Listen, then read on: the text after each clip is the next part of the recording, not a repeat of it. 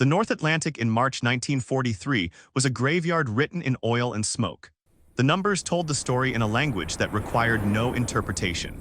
In a single month, German U-boats sent 180,000 tons of Allied shipping to the ocean floor. That wasn't just cargo. That wasn't just steel and machinery settling into the cold dark. That was food that would never reach Britain. That was fuel that would never turn a ship's engines. That was ammunition that would never be loaded into guns. That was the calculus of a nation starving itself into surrender. The mathematics of submarine warfare were brutally simple, and they favored the hunter. A depth charge, the only anti-submarine weapon the Allies possessed, had a success rate of 5%. For every German U-boat destroyed, 60 attacks failed. The cost of victory was almost too high to bear. At the current rate of loss, with merchant vessels disappearing faster than shipyards could build them, Britain would starve before summer. The island nation imported 55 million tons of supplies every year. Food, fuel, ammunition, everything needed to survive and fight. Convoys were losing ships faster than the mathematics of replacement could account for. The only thing that frightened Winston Churchill during the entire war wasn't the Luftwaffe or the threat of invasion. It was the U-boat peril.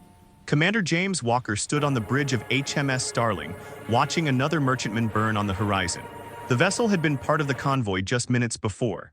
Now it was dying, listing heavily to port, its crew abandoning ship in lifeboats that looked impossibly small against the gray ocean. The sonar operator below decks called out contacts. 2, maybe 3 U-boats circling the convoy like wolves probing a herd for weakness. This was the pattern that had repeated itself hundreds of times across the Atlantic. Walker ordered the standard depth charge attack. There was no alternative, no other weapon in the arsenal. HMS Starling surged forward at maximum speed, her bow cutting through the swells. The water beneath them churned as the depth charge throwers on her stern swung into position. 24 charges, each containing 300 pounds of Torpex explosive.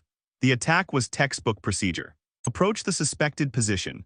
Drop the charges. Pray. The ocean erupted in geysers of white water. The concussions rippled across the water's surface, throwing spray high into the air. For a moment, it looked like violence itself had been weaponized. Underneath, in the sonar room, the screen went blank. Walker had lost contact with his target. It always happened the same way. The explosions created an acoustic wall that made sonar useless for 15 minutes. The device that had located the submarine now betrayed them, blind and useless in the roiling chaos below. By then, the submarine had slipped away. It was always the same escape. The U-boat captain, hearing the destroyer's propellers accelerating overhead, executed the crash dive. He blew the ballast tanks and angled the boat downward at a sharp angle, his crew scrambling to secure equipment and brace themselves. The submarine dropped to 700 feet, then deeper. No depth charge could reach them there. The explosives were set to detonate at predetermined depths. Below 400 feet, the U-boat was safe. While the acoustic clutter cleared above, the submarine slipped beneath the thermocline, the temperature layer where the water properties changed and bent sonar waves like light through glass. The crew inside the steel hull sat in darkness and waited, perfectly still, knowing that sound traveled differently down here and that patience was the currency of survival. When the sonar screen finally cleared 15 minutes later, they had moved 400 yards from their last known position.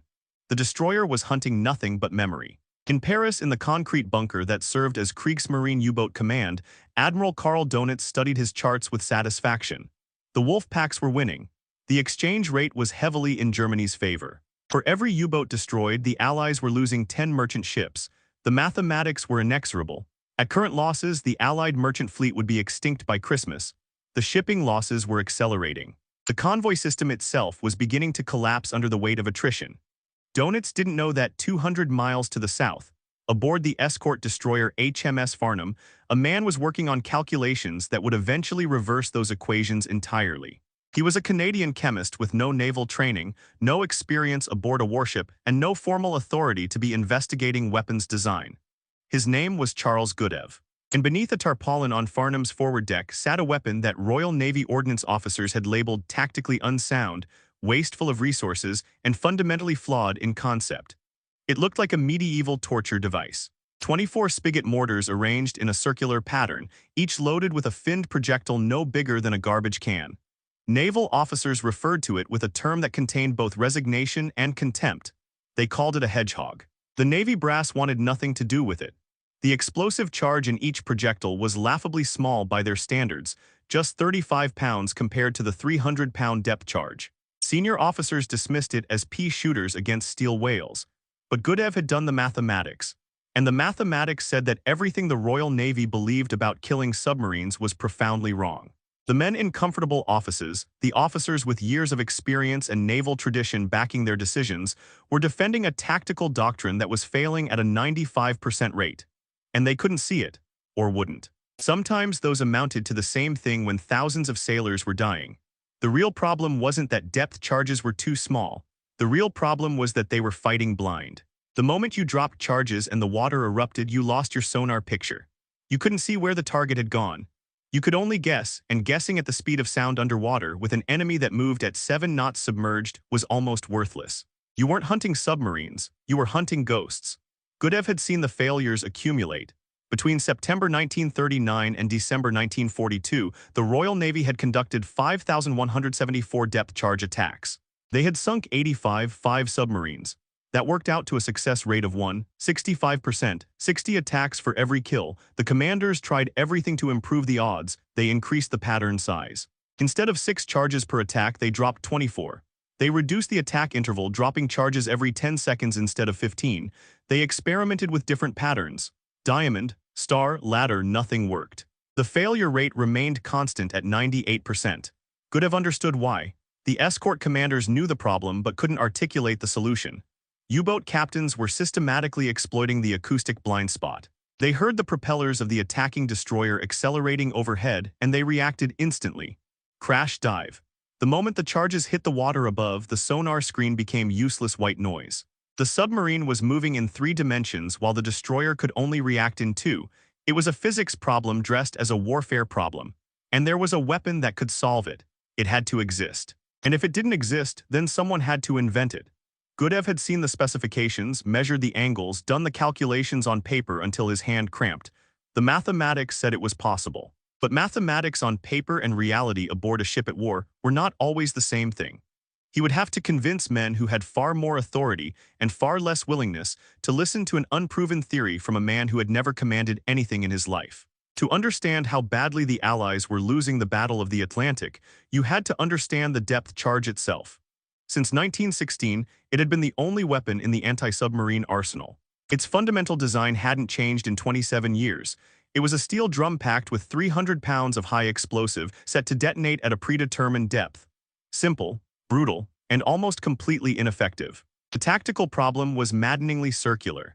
To sink a submarine, you needed to explode a depth charge within 20 feet of the hull. The pressure hull of a U-boat could withstand enormous forces if the detonation occurred further away. 20 feet was the margin between destruction and survival. But to get that close, you needed accurate sonar contact.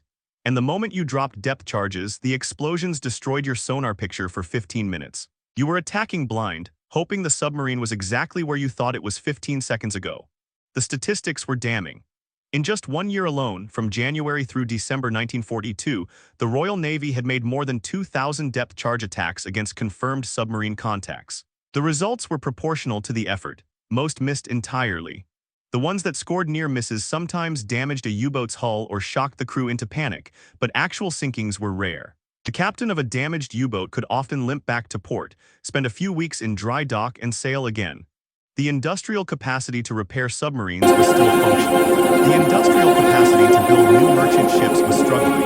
Commanders at sea understood the problem with absolute clarity. They weren't stupid men, and they weren't lacking in courage or determination. They understood that the methodology itself was flawed. But understanding a flaw and being able to correct it were different problems. The naval ordnance establishment was massive, entrenched, and convinced of the rightness of their approach. They had been fighting submarines since the First World War. The depth charge had been refined and improved countless times. It was the best weapon available. The trap was circular. Commanders tried everything within the existing framework. They increased the pattern size. Instead of attacking with 6 charges dropped in a linear pattern as the destroyer passed over the contact, they loaded the throwers with 24 charges and attacked in a dense circle. The theory was simple. More explosions meant more chances for one to land close enough. The result was chaos. The expanded pattern meant less accuracy. The submarine had more space to escape into. The only thing that changed was that the acoustic blindness lasted longer. They reduced the attack interval. Instead of dropping charges every 15 seconds, they dropped every 10. Instead of allowing 15 minutes for the acoustic noise to clear and the submarine to settle into its evasion, They attacked again while still partially blind. The second attack was almost invariably against a position the submarine had already vacated. The U-boat captain would hear the propellers execute his turn and be gone before the first salvo hit. They experimented with different attack patterns, diamond-shaped attacks, star-shaped attacks, ladder patterns in a line. The geometry changed. The results remained constant. The depth charge was a blunt instrument designed to kill by raw destructive force, and submarines were getting better and better at evading pure destructive force. They were getting faster. Their hulls were getting stronger. Their crews were getting more experienced. In the bowels of U-boat command in Paris, Admiral Karl Donitz studied the reports from his returning commanders with growing confidence. Survival rates were climbing. Success rates against convoy escorts were climbing in concert. The Allies were throwing more resources at the problem and getting worse results. This was exactly what Donitz had predicted would happen if he could keep the offensive pressure on long enough. The Allies would eventually run out of material and political will before Germany ran out of submarines. He was nearly right. The merchant fleet was disappearing at a rate that couldn't be sustained. In March 1943, 130 Allied ships were sunk. That was 627,000 tons of cargo heading to the bottom. At that rate, the island nation would be starved into surrender by autumn. The food reserves were measured in 90 days. The oil reserves in 60. These weren't estimates or worst-case scenarios. These were calculations made by the supply officers whose job was to know exactly how long Britain could survive on what was being delivered. The convoy system itself was beginning to fracture. The theory of convoys was sound. Concentrating merchant vessels and protecting them with escorting warships created a smaller target and allowed the destroyers to focus their efforts. But the theory required that the escorts be effective. When they weren't, the convoy became nothing more than a larger target, a collection of slow-moving merchant ships that took longer to pass through a U-boat pack's attack zone. Some convoy commodores were requesting smaller convoy sizes. Some wanted their ships to disperse. Some simply wanted the system to end and to let their ships run the Atlantic alone. Captain Gilbert Roberts ran the Royal Navy's tactical school. His job was to study the data, analyze what was working and what wasn't, and recommend changes to doctrine. What he was seeing terrified him. The depth charge wasn't just failing. It was failing at an accelerating rate as U-boat captains learned to exploit its weaknesses more effectively. Roberts wrote in his official report, filed in March 1943. The depth charge attack is fundamentally flawed. We attack where the submarine was, not where it is. We need a weapon that allows continuous sonar contact during attack, but no such weapon exists. No such weapon exists. Such weapon exists. Therefore, no alternative solution exists. Therefore, the current system, however flawed, must be the best available. It was the logic of despair dressed in the language of inevitability. But there was a man working in a basement laboratory in London who believed that Roberts was wrong. The weapon didn't exist yet, but it could be designed. The mathematics said so. The physics supported it. The only obstacle was convincing the men who made the decisions that a theoretical solution could translate into a practical weapon. Charles Goodeve was everything a Royal Navy weapons designer was not supposed to be. He was 40 years old but looked older. He held a doctorate in chemistry, not naval architecture. He had never served at sea. He had never designed a weapon for combat. Before the war, he had been a university lecturer at University College London, teaching undergraduates about electrochemistry and surface tension. Nothing in his background suggested he should be anywhere near a warship, much less designing the weapons systems that might be mounted upon one. But Goodeve possessed two qualities that mattered more than credentials. He asked uncomfortable questions, and he refused to accept "that's how we've always done it" as an answer. In October 1939, when the Admiralty had established the Directorate of Miscellaneous Weapons Development, a polite term for desperate experimental unit, Goodeve had volunteered. The selection board was skeptical. One officer had noted in his file, limited practical experience. Theoretical approach may prove unsuitable for urgent operational requirements. They had accepted him anyway. By January 1940, Goodeve was working in a converted basement on Queen Anne's Gate in London, leading a team of 7 scientists and engineers. None of them had naval experience. The old guard of naval ordnance called them amateurs. Goodeve called them people who didn't know enough to understand why something couldn't be done. That was often an advantage. His first assignment had been degaussing, protecting ships from magnetic mines by wrapping them in electrical cable that canceled their magnetic signature. Goodeve had approached it as a physics problem. The mines were triggered by changes in the Earth's magnetic field caused by the steel hulls of ships. If you could create an opposing magnetic field that negated the ship's signature, the mines would remain inactive. It was elegant, it was simple, and it worked brilliantly, saving hundreds of vessels from destruction. By March 1941, Goodeve's reputation had grown enough that he was summoned to the Admiralty's anti-submarine warfare division for a new assignment. The briefing was blunt: "We're losing the depth charge war. We need alternatives." Goodeve was ordered to sea for 2 weeks aboard the destroyer HMS Broke to observe anti-submarine attacks firsthand. The experience would change his understanding of the problem completely. He watched 6 attacks on suspected U-boat contacts. All 6 missed. The pattern was identical every time: approach the contact, drop the charges, lose sonar contact, wait 15 minutes for the acoustic clutter to clear, resume the search. The submarine was long gone by then, and the only evidence of its presence was the memory of the sonar operator who had seen it on the display seconds before the attack began. On the 3rd day, standing in Broke's sonar room, Goodeve had his moment of insight. It wasn't about the explosive power. It wasn't about the depth setting or the pattern of the charges. The problem was temporal. Conventional depth charges forced you to attack blind. What if, Goodeve asked the sonar operator, you could keep watching the target while you attacked it? The operator had looked at him like he was insane. Can't be done, sir. The explosions wipe out the display. Goodeve did the mathematics in his head. A submarine moves at 7 knots when submerged. That's approximately 12 feet per second. In the 15 minutes of acoustic blindness after a depth charge attack, the submarine could travel 10,800 feet, over 2 miles. No wonder the success rate was 5%. The Allies weren't hunting submarines. They were hunting ghosts. The solution crystallized in his mind: forward-throwing weapons that exploded only on contact. No preset depth, no timed fuses, no blind attacks. The projectiles would fly ahead of the ship, landing in a pattern around the submarine while sonar maintained continuous contact. Misses would sink harmlessly to the bottom, generating no noise. Only hits would detonate. It was elegant. It was logical.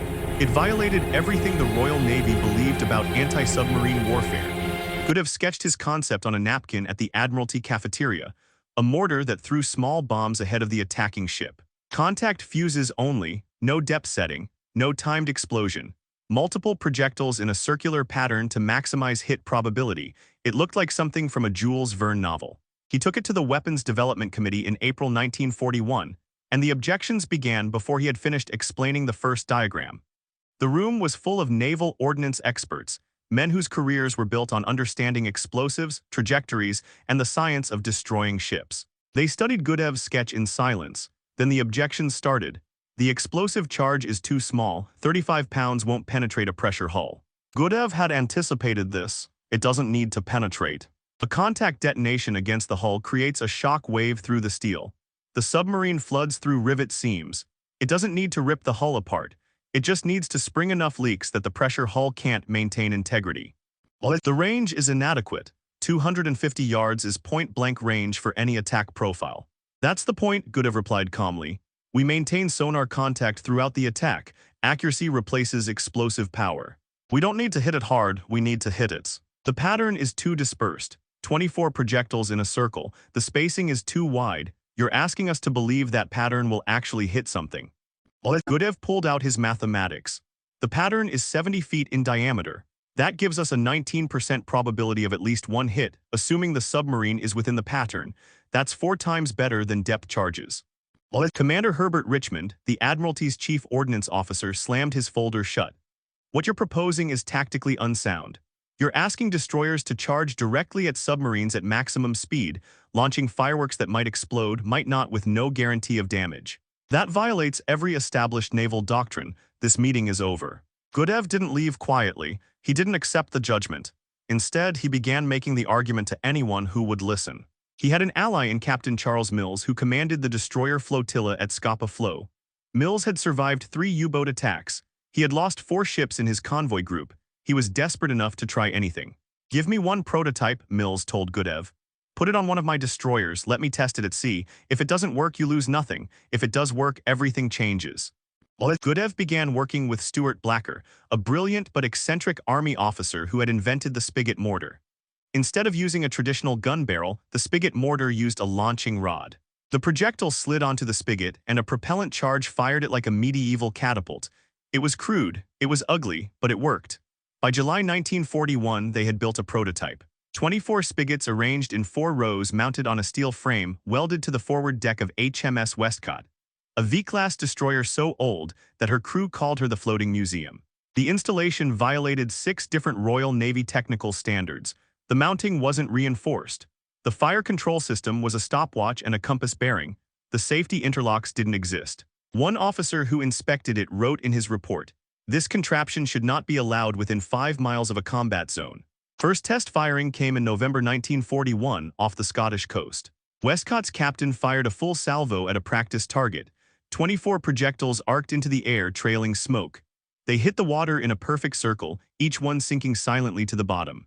The test officer radioed back to base, "Pattern acceptable, weapon ready for combat trials." The Admiralty buried the report. The Hedgehog was shelved. For 11 months, HMS Westcott's Hedgehog gathered rust under a tarpaulin while bureaucracy and institutional inertia slowly suffocated the project. The men who had rejected it didn't have to see the data. They didn't have to watch the merchant shipping losses accelerate. They didn't have to read the reports from convoy escorts describing phantom attacks and wasted ammunition.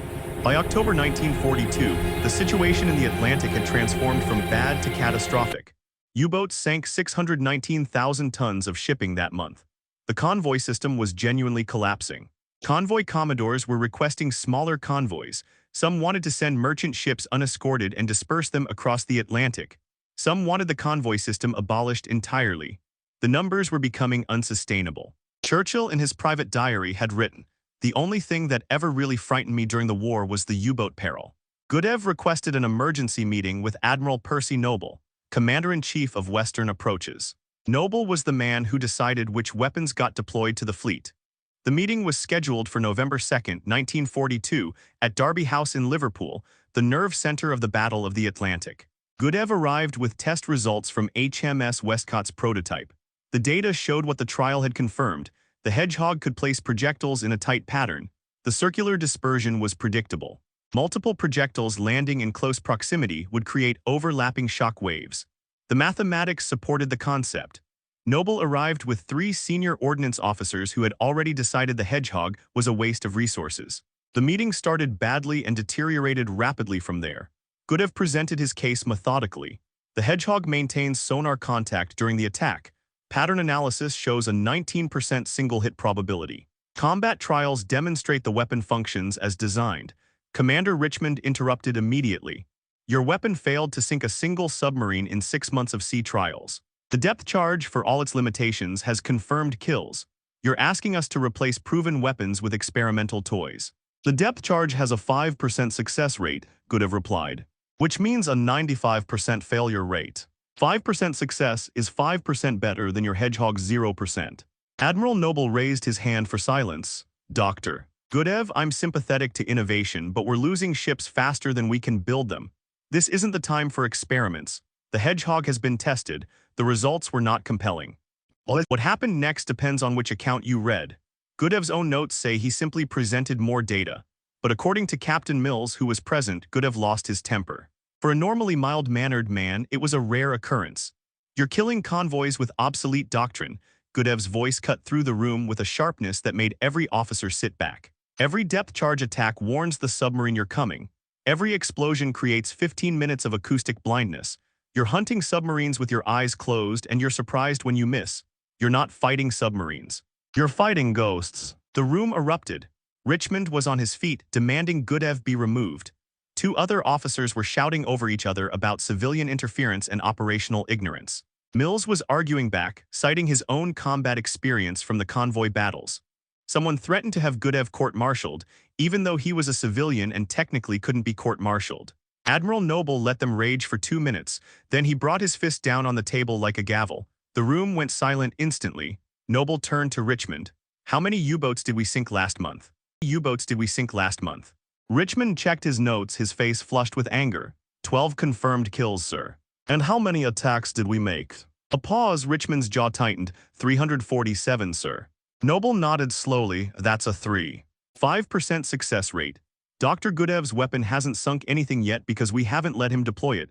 Put Hedgehogs on 20 destroyers.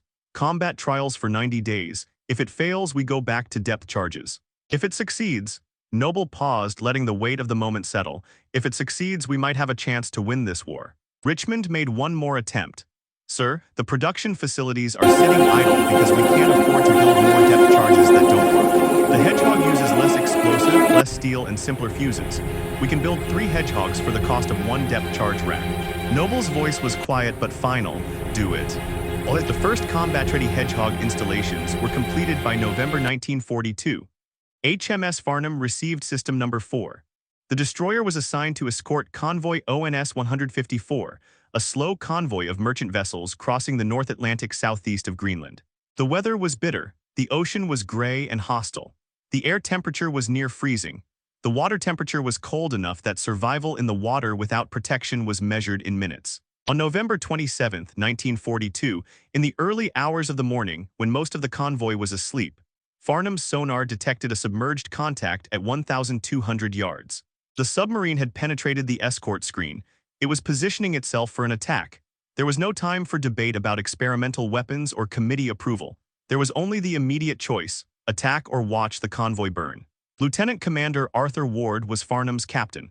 He was a career naval officer, not particularly innovative, not particularly interested in experimental weapons. He was competent and experienced, which meant he understood that the standard depth charge attack had a better chance of failure than success. When the hedgehog option was presented, he had accepted it with resignation rather than enthusiasm. Now facing an immediate threat, he gave the order: hedgehog attack, all hands to battle stations. The crew scrambled to their positions. The hedgehog launcher on the forward deck was manned and ready. The magazine of 24 projectiles was loaded. The fire control team stood ready with the stopwatch and compass bearing.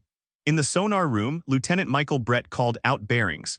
The submarine was still there, still painting itself on the sonar display. Farnham surged forward at 20 knots, her bow cutting white spray into the freezing Atlantic air.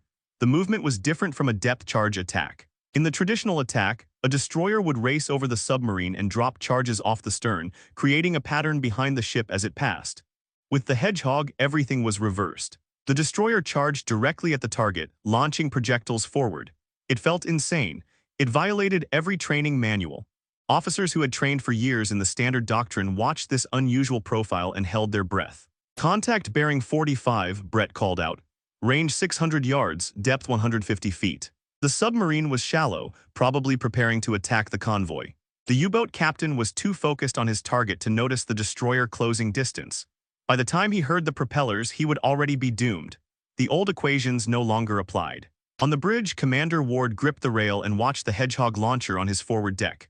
The metal framework gleamed in the early morning light. The projectiles sat in their spigots, waiting. He had been skeptical about this weapon.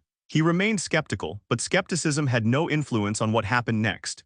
Range 400 yards, Brett's voice was steady. The sonar pings were clear, each one painting the submarine's position. They hadn't lost contact. That alone was revolutionary. For the first time in this war, a destroyer was about to attack a submarine while maintaining complete sonar contact. Range 250 yards, fire when ready, sir. Ward gave the orders. The hedgehog fired with a rippling crash that sounded like 24 rifles shooting in unison. The projectiles arced into the gray November sky, their fins stabilizing their flight. They flew in a perfect arc, descending toward the water ahead of the destroyer's bow. The projectiles hit the water in a perfect circle pattern, 70 feet in diameter, right where the submarine should be in 12 seconds. Farnham's crew counted. 8 seconds, 10 seconds, 12 seconds, nothing. The sea remained unbroken. Brett called out, contact bearing 43, depth 160 feet, still there, sir. It hadn't worked. The weapon had misfired or malfunctioned. The projectiles had landed exactly where calculated, and the submarine had been in that exact location. But nothing had happened. Ward felt the weight of failure settling over the bridge like a physical thing. Then the ocean erupted. A muffled explosion erupted from the sea 200 yards ahead. Then another. Then a third. The surface boiled with air bubbles and oil. The water changed color as the internal fluids of the submarine poured out. Sonar showed the contact breaking apart, descending rapidly in 2 pieces. Brett's voice cracked with something between shock and excitement. Contact lost. Breaking up noises, sir. Multiple compartments flooding. She's going down. The sonar room fell silent. On the bridge, the crew watched the oil slick spreading across the waves. Ward didn't celebrate, not yet. 20 minutes later, debris surfaced. Wooden deck planking, a life jacket, an oil slick spreading across the waves in a growing stain. HMS Farnham had just sunk a submarine with a hedgehog. The submarine was later identified as U-456. 3 hedgehog hits had been sufficient. Time from detection to kill, 4 minutes. Depth charges expended, 0. The success ratio was about to get much better. Word of the kill spread quickly through the escort groups. Skeptics began to pay attention. The Hedgehog had sunk a submarine in a single attack. It had maintained sonar contact throughout. It had worked exactly as Goodeve had predicted in that contentious meeting in Liverpool. Admiral Noble had been right. The Hedgehog-equipped destroyers racked up kills through the winter of 1940–43 at a rate that stunned the Admiralty. HMS Biter sank U-653 in January. HMS Swale destroyed U-302 in February. The statistics told the story in a language that even skeptics had to understand. Between November 1942 and May 1943, Hedgehog-equipped ships made 268 attacks and sank 47 submarines. That was a 17.5% success rate, 6 times better than depth charges. The tactical advantage was overwhelming. Commanders who used the Hedgehog maintained sonar contact throughout the entire attack. They didn't broadcast their intentions with massive explosions. A submarine captain hearing depth charges had at least a few seconds warning to maneuver. He could hear the charges hitting the water, hear the acoustic signature, and begin executing evasion tactics. With the Hedgehog, there was no warning until the projectiles started hitting the hull. Missed shots sank silently to the bottom, generating no noise. A U-boat captain would have no way of knowing he was under attack until explosions began ripping through his pressure hull. The psychological advantage was immense. The weapon didn't just change the mathematics of submarine warfare, it changed the nature of the threat itself. When a Hedgehog hit, it killed. The 35-pound explosive charge, dismissed by critics as inadequate, detonated directly against the pressure hull. The shock wave propagated through the steel, popping rivets and rupturing seams. Water flooded in at depth. The submarine imploded in seconds. There was no surviving a Hedgehog hit. There was no limping back to port for repairs. German U-boat command noticed the change immediately. Surviving commanders returned to port with reports of a new Allied weapon that attacked like silent arrows from above. The standard evasion tactics, crash dive, slip beneath the thermocline, evade the acoustic blindness, didn't work because the attacking destroyer never lost contact. The Hedgehog was revolutionary in its implications. One captured U-boat captain, interrogated in March 1943 after his boat was sunk and he was rescued, described the experience. You hear the destroyer approaching, then nothing, no depth charges, you think maybe he lost contact, you're preparing to maneuver. Then the explosions begin right against the hull, no warning, no pattern you can escape. It's like being shot by a sniper in the dark. The weapon's reputation spread through the U-boat fleet like a contagion. By May 1943, Allied escort groups equipped with Hedgehogs were achieving kill rates above 20%. The mathematical tables had been turned completely. The mathematics of submarine warfare, which had favored the attacker so heavily for 3 years, now favored the defender. Admiral Karl Donitz, commander of the U-boat fleet, made the decision that marked the turning point of the Battle of the Atlantic. On May 24, 1943, he ordered his wolf packs to withdraw from the North Atlantic convoy routes. He had lost 41 U-boats that month alone, more than German shipyards could replace. The exchange ratio had reversed. The hunters had become the hunted. The U-boats were no longer the predators, they were the prey. The impact on the war was immediate and irreversible. Merchant shipping losses dropped by 70% between 1943 and 1944. The convoy system, on the brink of collapse 6 months earlier, stabilized and thrived. Food reached Britain, fuel reached Britain, ammunition reached Britain. The island nation's starvation was not prevented, but the possibility of starvation was eliminated. The mathematics of victory had changed. The man who had changed those mathematics, sitting in a basement laboratory in London with no military authority and no guarantee that his ideas would ever be implemented, had done exactly what Admiral Noble had hoped. He had given the Allies a chance to win. The Hedgehog's finest hour came not in the Atlantic but in the Pacific theater. In May 1944, a destroyer escort named USS England, a Buckley-class vessel commanded by Lieutenant Commander Walton Pendleton, departed Manus Island on a routine patrol hunting Japanese submarines. She was carrying 2 Hedgehog launchers and a crew that had mastered the weapon through months of intense training. What happened over the next 2 weeks was unprecedented in the history of anti-submarine warfare. The USS England was not a large warship. She was a destroyer escort, a smaller, slower variant of the full destroyer used primarily for convoy protection and submarine hunting. Her crew numbered around 200 men. Her armament included the 2 Hedgehog launchers, conventional depth charges, and various other anti-submarine equipment. Nothing about her suggested she was about to write the most remarkable chapter in anti-submarine warfare history. Lieutenant Commander Walton Pendleton was a capable officer, not a seasoned veteran of the Atlantic campaign, but a competent leader of a well-trained crew. The men aboard England had trained extensively on the Hedgehog. They understood the weapon, they understood the tactics, they understood what was required to use the system to its maximum potential. The crew had achieved a level of proficiency with the Hedgehog that rivaled the best escort groups in the Atlantic. What Pendleton and his crew didn't know was that Japanese submarine activity in the area had increased dramatically. The Japanese Navy was still attempting to supply isolated garrisons and conduct surveillance operations in the Pacific. Several submarines were operating in the waters where England was conducting her patrol. The stage was set for an extraordinary display of anti-submarine capability. May 19, 1944. 3:47 hours. England's sonar operator detected a submerged contact at 11,800 yards. It was a large contact.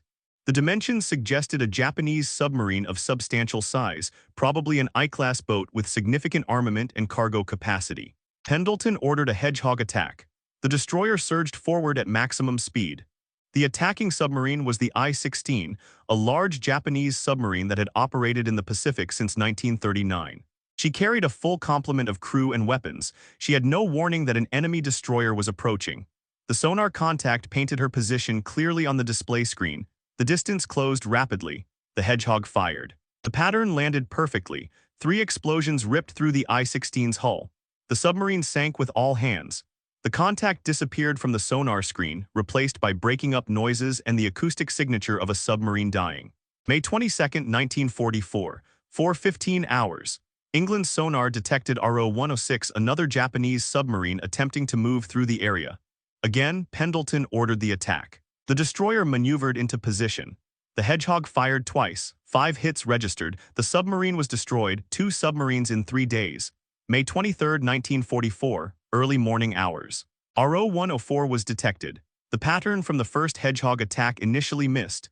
The submarine began evasive maneuvers, but Pendleton was not discouraged by partial failure. He ordered a second attack. The second Hedgehog pattern scored 4 direct hits. The submarine sank, 3 submarines in 4 days. The pattern continued with an almost mechanical regularity. The crew of England had fallen into a rhythm of detection, approach, attack, and kill. The Hedgehog system was functioning flawlessly.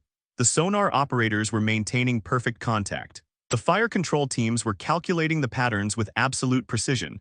The projectiles were landing exactly where the mathematics predicted they would land. May 24, 1944, 2:03 hours. RO-116 was hunted and destroyed, 3 Hedgehog hits, the submarine went down. May 26, 1944, 13:30 hours, RO-10 was sunk, 2 hits were sufficient, the submarine imploded. The submarine imploded. May 31, 1944, 7:10 hours. England attacked RO-105. The pattern landed ahead of the target, anticipating the submarine's probable movement. 4 projectiles hit the pressure hull. The submarine imploded at 400 feet. The sonar showed the contact breaking up, descending into the depths. 6 submarines in 12 days. It was a record that would stand unbroken for the rest of the war. It was a record that has never been surpassed. The coordinated effort of 200 men operating a single destroyer escort had demonstrated the full potential of the Hedgehog system when used by a highly trained crew against opponents who had no effective defense. Admiral Ernest King, Commander-in-Chief of the United States Navy, sent a message to England's crew. It was brief and carried the weight of the highest naval authority. There will always be an England in the U.S. Navy. The message was acknowledged and posted on the bridge. The crew of England knew they had accomplished something extraordinary. They had broken the record for the most submarines sunk by a single warship in a single patrol. The Hedgehog had functioned perfectly. The weapon had proven itself beyond any doubt. The mathematics of Goodeve's calculations had been validated in the most concrete manner possible. But the significance of England's record extended beyond the statistics. The record demonstrated that the Hedgehog was not a lucky anomaly. It demonstrated that the weapon could deliver consistent results in the hands of a well-trained, highly motivated crew. It demonstrated that Goodeve's theoretical calculations had translated into practical, reproducible success. Other destroyer escorts would attempt to match England's record. None would succeed, but many would come close. The Hedgehog-equipped destroyers and destroyer escorts would account for a substantial percentage of the submarine kills in the Pacific theater throughout 1944 and 1945. The success of the Hedgehog in the Pacific led to a reconsideration of the weapon's capabilities in the Atlantic as well. Destroyer escorts in the European theater that had initially been skeptical about the weapon began requesting Hedgehog installations. Commanding officers who had seen the statistics from the Atlantic campaign began demanding the weapon.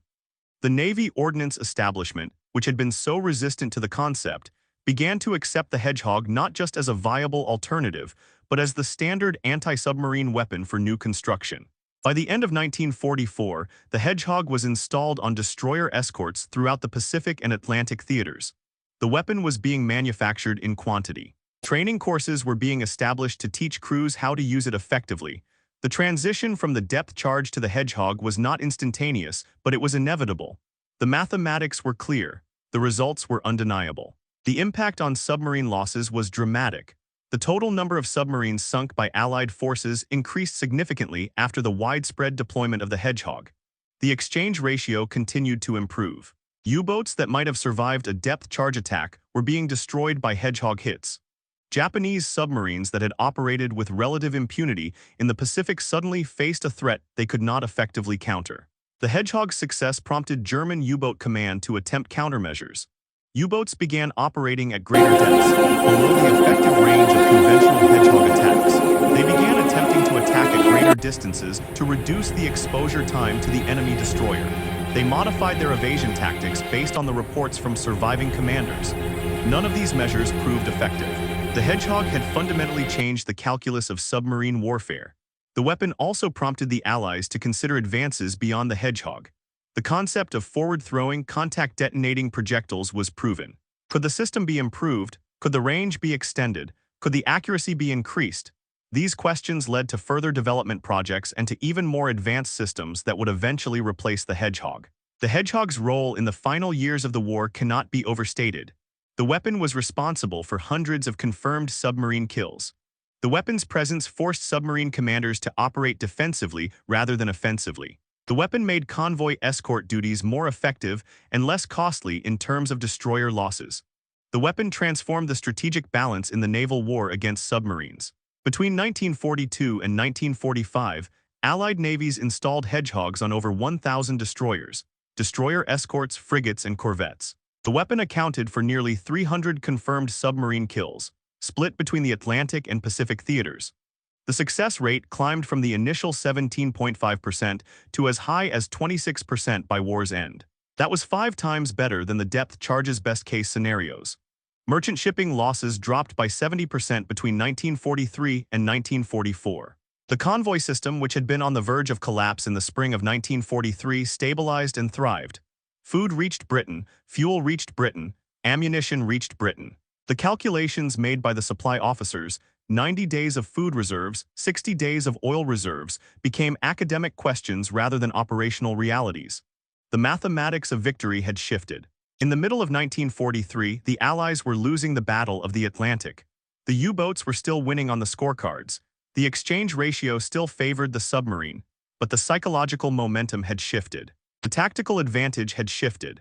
The operational situation had shifted from crisis to stability. The psychological impact on submariners was profound. U-boat captains who had operated with near impunity for 3 years suddenly faced an enemy that could hunt them while maintaining complete awareness of their position. The standard evasion tactics that had worked against depth charges didn't work against Hedgehogs. The crash dive that had saved countless U-boats was now almost useless. The acoustic blindness that the defender had exploited was now a liability of the attacker. Captured U-boat captains described the experience as similar to being hunted by an invisible predator that could see them, but they couldn't see it. The weapon didn't just kill submarines. It broke the psychological confidence that submarine captains needed to operate effectively. A captain who was constantly worried about being attacked by a weapon he couldn't evade was a captain who couldn't concentrate on attacking convoys. A captain who had seen his evasion tactics fail was a captain who began taking unnecessary risks or played too defensively. The tactical evolution was documented in the interrogation reports. U-boat captains began reporting that they were hearing Hedgehog attacks that didn't connect. They were hearing the projectiles splash into the water, falling near but not hitting. They were hearing the sonar ping that meant the destroyer knew exactly where they were. They were hearing the sound of their own propellers as they maneuvered, a sound that betrayed their position to the enemy sonar. The psychological pressure mounted with each attack, successful or not. By mid-1943, U-boat command had concluded that the Atlantic was no longer a profitable hunting ground. The merchant shipping was too well defended. The escort groups were too effective. The losses were too high. Donitz made the strategic decision to withdraw the wolf packs from the North Atlantic convoy routes. It was one of the most significant strategic decisions of the European War. It meant that the Allies had broken the back of the U-boat offensive. The Hedgehog wasn't the only reason for the U-boat withdrawal. Improved radar on escort vessels meant that U-boats could be detected on the surface more easily. Improved tactical coordination between escort groups meant that attacks on convoys were more dangerous. Improved training for escort crews meant that fewer opportunities were being missed. Improved aircraft support from land-based and carrier-based aviation meant that U-boats couldn't operate freely on the surface. It was a combination of factors, but the Hedgehog was the crucial factor. It was the weapon that made the mathematical difference. It was the breakthrough that turned a defensive struggle into an offensive one. It was the innovation that came from outside the establishment and proved the establishment wrong. Goodeve received letters from commanding officers aboard the destroyers equipped with his weapon. The letters expressed gratitude. The letters described the difference the weapon made. The letters documented cases where the Hedgehog had killed submarines that depth charges would have missed. Captain Arthur Ward, who had commanded HMS Farnham and fired the first combat Hedgehog shot, wrote, "Goodeve's weapon saved my ship 3 times. It probably saved my life."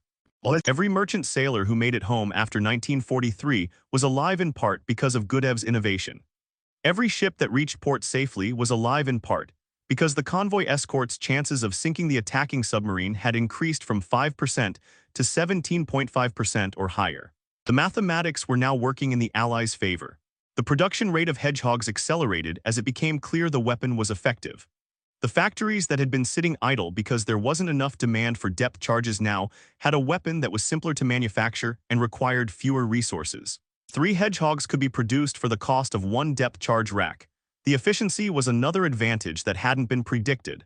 The training programs for Hedgehog crews expanded. Officers who had been trained in the depth charge methodology had to be retrained to understand the Hedgehog's different tactical employment. Sonar operators had to learn new procedures for maintaining contact during Hedgehog attacks. Fire control teams had to understand the mathematics of trajectory and pattern dispersal. The investment in training paid off in the form of higher kill rates and more consistent performance. The Hedgehog also prompted innovations in submarine design and tactics. German engineers began designing submarines with stronger pressure hulls that could withstand the shock waves from nearby explosions. They began designing submarine structures with more welded joints and fewer rivets, reducing the vulnerability to the shock wave transmission that killed so many U-boats hit by Hedgehogs. They began designing submarines with better damage control capabilities, but these improvements came too late in the war to make a strategic difference. The Hedgehog's success also had implications for post-war naval warfare. Naval strategists began to understand that the future of anti-submarine warfare lay not in massive explosive charges, but in accurate fire control and precision weapons. The concept of forward-throwing projectiles with contact fuses would be developed further into even more advanced systems. The Hedgehog was the ancestor of the modern anti-submarine missile system. The principle that Goodeve had outlined, maintain contact, attack forward, detonate on impact, would remain the foundation of anti-submarine tactics for decades. The weapon was also remarkably adaptable. The Soviets, observing the Hedgehog's success, developed the RBU-6000, a modernized version of the forward-throwing mortar system. The RBU-6000 served on Soviet warships throughout the Cold War. The U.S. Navy eventually developed the ASROC anti-submarine rocket system, which used the same forward-throwing principle but with guided rockets instead of mortars. The principle of the Hedgehog was validated across generations of weapon systems. The Hedgehog remained in service through the 1960s aboard British and American warships. By the time it was phased out, it had proven itself one of the most effective anti-submarine weapons ever developed. The weapon's service life spanned a quarter century. The innovations it represented continued to influence weapon design long after the physical Hedgehogs had been removed from warship decks. In June 1945, Charles Goodeve received his knighthood from King George VI at Buckingham Palace. He was 41 years old. The citation read, "For exceptional service in the development of weapons systems critical to victory in the Battle of the Atlantic." It was an honor that recognized his contribution to the war effort. It was also inadequate. A single line in a citation could not capture the magnitude of what Goodeve had accomplished. The ceremony lasted 8 minutes. The king, the military establishment, and the assembled officials all acknowledged that Goodeve had done something significant. But Goodeve, characteristically, was uncomfortable with the attention. He declined to give interviews about his role in the war. He declined to write memoirs about his experiences. He declined to participate in the official histories being compiled. He returned to his laboratory and went back to work. After the war, Goodeve became director of the British Iron and Steel Research Association. His focus shifted from weapons development to industrial metallurgy. He spent his later years studying the properties of steel, the composition of alloys, the structure of metals under various conditions. It was technical work that required the same precision and analytical thinking as weapons design, but without the weight of wartime urgency. When asked about the Hedgehog in a rare 1962 interview, his response was typical of his character. "I simply applied mathematical principles to a tactical problem. Dozens of engineers made it work. I drew sketches." There was no ego in the response. There was no attempt to aggrandize his role. There was only the factual statement of what he had done. Stuart Blacker, who had designed the spigot mortar system that became the launcher mechanism of the Hedgehog, received similar honors and fell into similar obscurity. He spent his later years inventing agricultural equipment. His name disappeared from the histories almost immediately after the war ended. The men who built the prototype launchers, who welded them to destroyer decks in overnight installations, who trained crews to use the system under combat conditions. Their names appeared in technical reports, not history books. The men who commanded those destroyers remembered differently. They knew what the Hedgehog had meant. They knew how many ships it had saved. They knew that the weapon had changed the course of the naval war. But those men were also modest and practical. They didn't spend their post-war lives talking about weapons or tactics. They returned to civilian life and got on with living. An anonymous note was discovered in the Imperial War Museum archives, preserved in Goodeve's papers after his death in 1980. It was dated May 1946, written in pencil on lined paper. The handwriting was that of someone with limited education, someone unused to formal correspondence. The message was brief. "Dr. Goodeve, I was a signalman on convoy ONS 154. We lost 11 ships before Farnham sank that U-boat. After that, we lost 3 more ships in 2 years. Because of you, we came home, thank you." The note was unsigned, the author was unknown, but the message was clear. Goodeve had changed the course of events. He had saved lives. He had made the difference between survival and death for countless men and women who had no idea who he was or what he had done. The Hedgehog remained in service with the British Navy through the 1960s. The weapon was eventually retired as newer, more advanced anti-submarine systems were developed, but the principle remained. The concept of forward-throwing, contact-detonating weapons would persist in one form or another for the rest of the century and beyond. Modern anti-submarine rockets and missiles, guided by computers and GPS, still follow Goodeve's core insight from that moment in the sonar room of HMS Broke in March 1941. Maintain contact, attack forward, detonate on impact. The specifics of the technology change, but the fundamental principle remains the same. Charles Goodeve died in 1980 at the age of 76. He had lived a long and productive life after the war. He had contributed significantly to post-war industrial development. He had been recognized for his accomplishments with a knighthood. But he was never widely celebrated for his wartime role. His name was known primarily to specialists in naval history and weapons development. He was exactly the kind of hero that the history books forget. The lesson wasn't about weapons or tactics or the specific technical details of the Hedgehog system. The lesson was about the courage to question established wisdom when established wisdom was killing people. Goodeve looked at a 5% success rate, the depth charges failure rate measured as a success, and asked, "What if we're doing this wrong?" He faced a room full of experts with far more authority and far more credentials, and he had the audacity to say, "Neither do you." Sometimes the amateur sees what the expert cannot. Sometimes experience is a prison, and sometimes fresh eyes solve problems that conventional wisdom declares unsolvable. The convoy system survived the U-boat offensive because a Canadian chemist refused to accept that the 5% success rate was the best anyone could do. Thousands of sailors came home because he was right. The Battle of the Atlantic was not won by the Hedgehog alone. It was won by a combination of factors that accumulated over years of grinding, desperate struggle. Improved radar gave escort vessels better detection capabilities on the surface. Improved coordination between escort groups meant that attacks on convoys faced more organized resistance.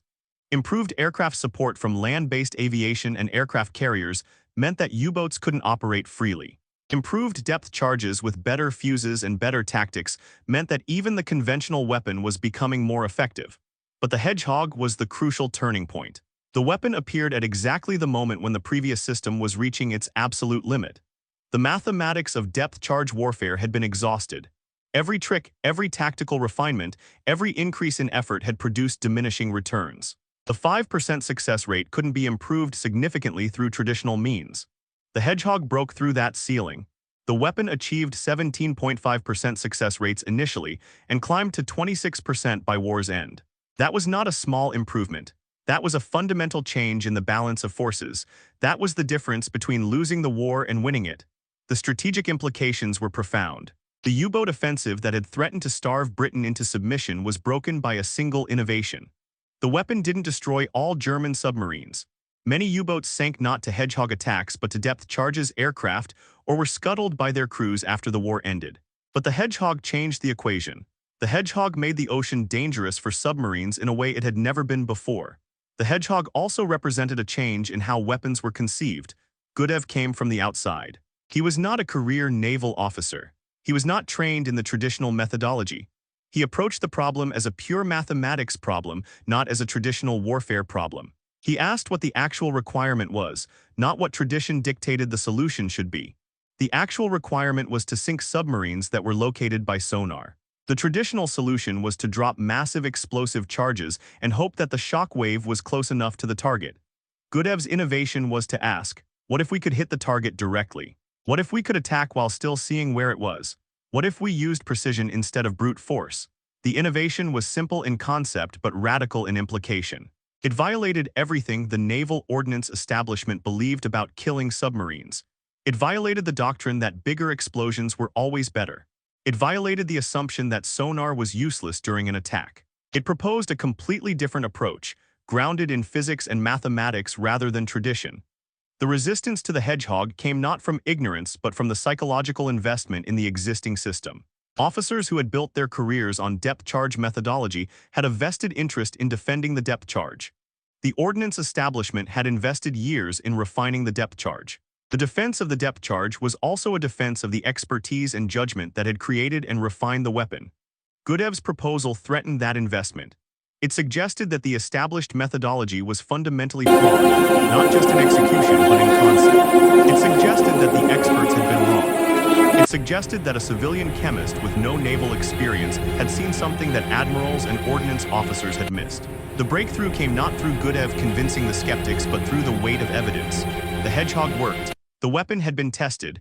The results were undeniable. The performance numbers were clear. The kill rates were 5 times better than depth charges.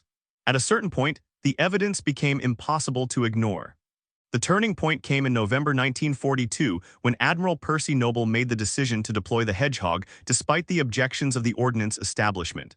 Noble was a commander-in-chief who had the authority to make operational decisions. He was also pragmatic enough to understand that desperate times required taking risks with unproven weapons.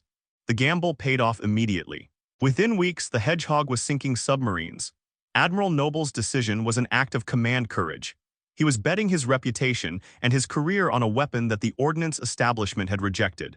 If the Hedgehog had failed in combat, if the weapon had proven ineffective, Noble would have been criticized for implementing an untested system. Instead, the weapon succeeded beyond expectations. The decision was vindicated by results. The implementation of the Hedgehog was also an act of pragmatism by the production system. Once the decision had been made to produce Hedgehogs in quantity, the manufacturing system adapted. The weapon used less explosive than depth charges. The weapon used less steel. The weapon had simpler fuses and simpler mechanics. The weapon was actually easier and cheaper to manufacture than the depth charge. The economic argument, once the weapon had proven itself, supported the transition. The tactical adoption of the Hedgehog was also smoothly executed. Crews that had trained extensively with depth charges had to be retrained to use the new weapon. But the training was straightforward. The sonar operators had to learn new procedures for maintaining contact during the attack. The fire control teams had to learn new mathematics for calculating the pattern. The gunnery crews had to learn the new firing procedures. Within weeks, crews were proficient with the new weapon.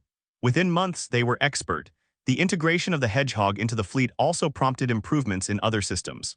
Sonar technology had to be refined to maintain contact during the acoustic chaos of a Hedgehog attack. The sonar displays had to be modified to show the information more clearly. The procedures for relay of information had to be adapted.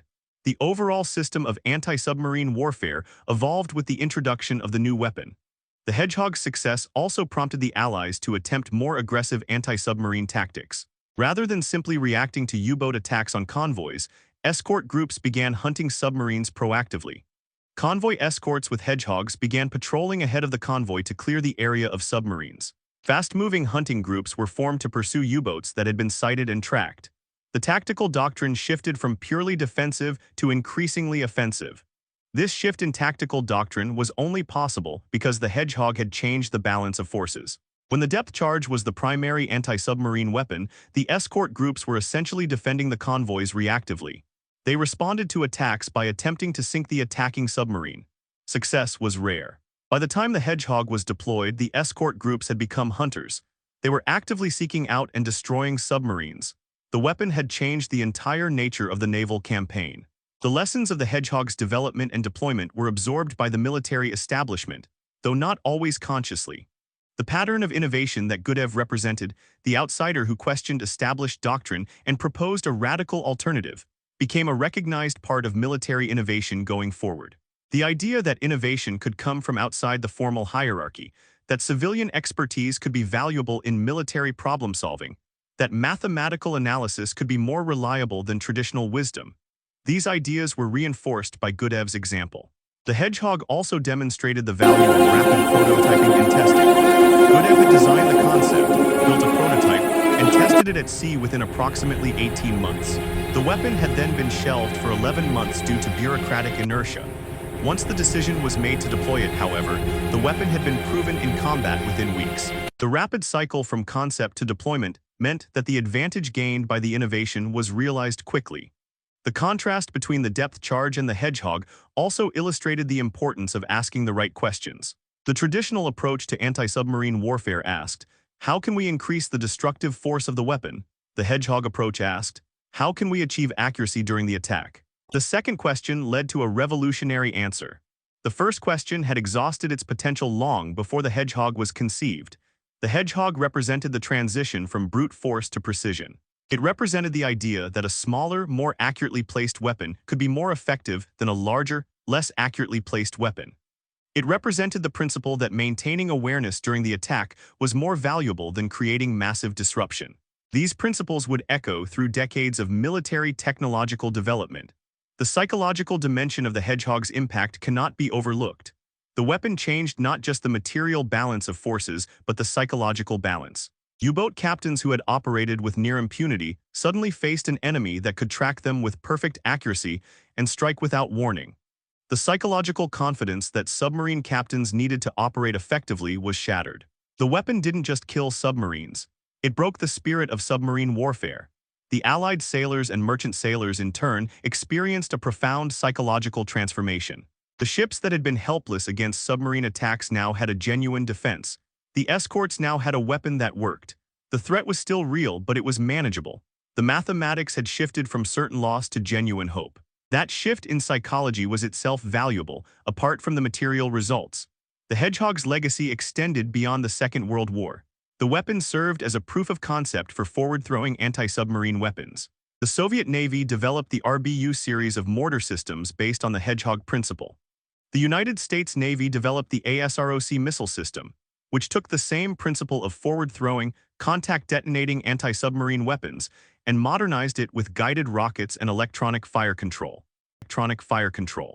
Modern anti-submarine warfare still follows Goodeve's fundamental insight. Contemporary destroyer escorts and frigates carry sophisticated sonar systems, advanced computers, and guided missiles. But the basic principle remains. Maintain contact with the submarine, attack forward, and detonate the weapon when it hits the target. The technology has changed beyond recognition, but the principle is the same. The Hedgehog also demonstrated that weapons innovation doesn't always require massive resources or large teams. Goodeve had worked with a small team in a basement laboratory. The prototype had been built with limited resources. The weapon had been conceived by one man asking uncomfortable questions and refusing to accept existing doctrine. Sometimes the most valuable innovations come from the margins, from people who are not bound by the conventional wisdom. The story of the Hedgehog is ultimately a story about human agency and innovation in the context of a desperate war. It is a story about the importance of questioning established wisdom when established wisdom is producing unacceptable results. It is a story about the value of mathematical thinking applied to practical problems. It is a story about the difference that a single individual can make when that individual has the courage to challenge authority and the skill to back up the challenge with results. Charles Goodeve, the quiet Canadian chemist who refused to accept that a 5% success rate was the best anyone could do, changed the course of the war. He did not do it by commanding fleets or directing strategy at the highest levels. He did it by thinking clearly about a technical problem and proposing a solution that violated everything the experts believed. He did it by having the persistence to see the concept through despite years of rejection and skepticism. He did it by being right. The convoy system survived because Goodeve was willing to ask uncomfortable questions. The thousands of sailors who made it home after 1943 survived because he was willing to propose a radical alternative to an established system. The merchant ships that reached British ports with food and fuel and ammunition reached those ports because a man who barely knew one end of a ship from the other had the audacity to say that the entire approach to fighting submarines was wrong. Today, Charles Goodeve is barely a footnote in World War II histories. His name does not appear in most books about the Battle of the Atlantic. There is no statue, there is no memorial, there is no museum dedicated to his work. He is exactly the kind of hero that the history books forget. A quiet man who solved an impossible problem, changed the course of a war, and went back to his laboratory without fanfare or self-promotion. But the principle that Goodeve embodied remains relevant. Sometimes the outsider sees what the insider cannot. Sometimes experience is a prison. Sometimes the person without credentials is the person who can see clearly. Sometimes the amateur is right and the expert is wrong. And sometimes the difference between winning and losing a war comes down to one person having the courage to question established wisdom and the intellectual honesty to propose something better. The North Atlantic convoys did not starve Britain into submission. They brought food and fuel and ammunition to the island nation. The merchant sailors who sailed those ships came home to their families. The naval officers who commanded the escort vessels accomplished their mission. None of this would have been possible without the Hedgehog, and none of the Hedgehog would have been possible without Charles Goodeve. His name deserves to be remembered. His contribution deserves to be recognized. His courage in challenging authority deserves to be celebrated. The Hedgehog, this simple weapon that violated naval doctrine and proved the experts wrong, changed the course of history. And it did so because one man was willing to think clearly and act courageously in the face of overwhelming opposition.